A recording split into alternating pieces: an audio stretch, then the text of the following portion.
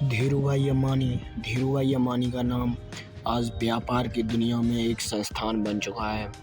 28 दिसंबर 1932 को गुजरात के एक छोटे से गांव चोरवाड़ में जन्मे इस व्यक्ति ने साबित कर दिया कि सफलता संसाधनों की मोहताज नहीं होती, बल्कि बड़े सपनों की मोहताज होती है।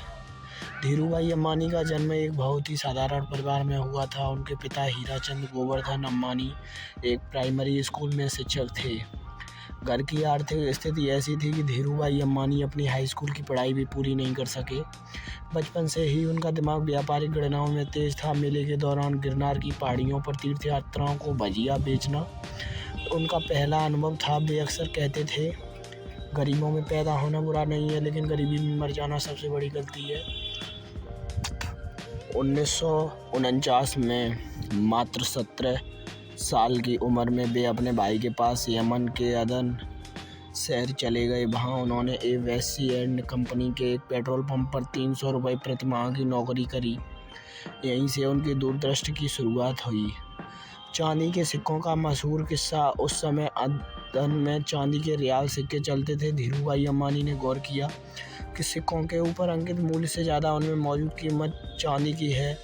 उन्होंने सिक्के इकट्ठा किए, उन्हें पिघलाया और बुलियन के रूप में लंदन के बाजार में बेच दिया। जब तक सरकार को पता चला, धीरूभाई ने व्यापार शुरू करने के लायक पैसा कमा लिया। 1958 में वे भारत लौटे। मुंबई के मस्जिद बंदर में एक छोटे से कमरे में रिलायंस कमर्शियल कॉरपोरेशन की शुरुआत करी।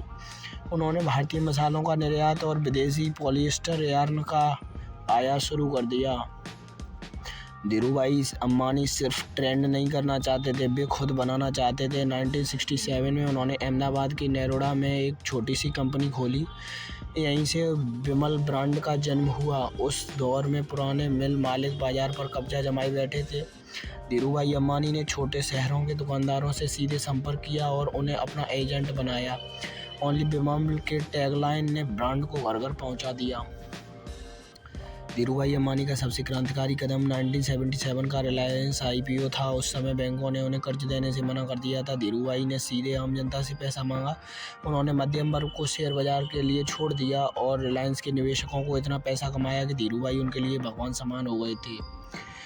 तो धीरूभाई अंबानी की कहानी से हमें ये शिक्षा मिलती है, मोरल ऑफ द स्टोरी, हमारे सपने बड़े होने चाहिए, हमारी महत्वाकांक्षाएं ऊंची होनी चाहिए।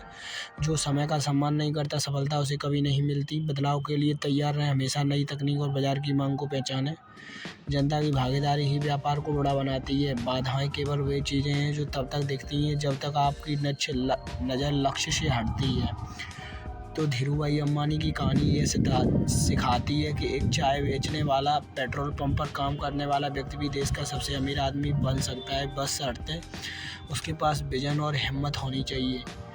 क्या आप रिलायंस के शेयर धारकों के साथ अपने अनूठे रिश्तों या उनके शुरुआती व्यापारिक विवादों के बारे में और कुछ विस्तार से जानना चाहें तो वीडियो पर कमेंट कर दीजिए और चैनल को सब्सक्राइब कर लीजिए। जय हिंद फ्रेंड्स।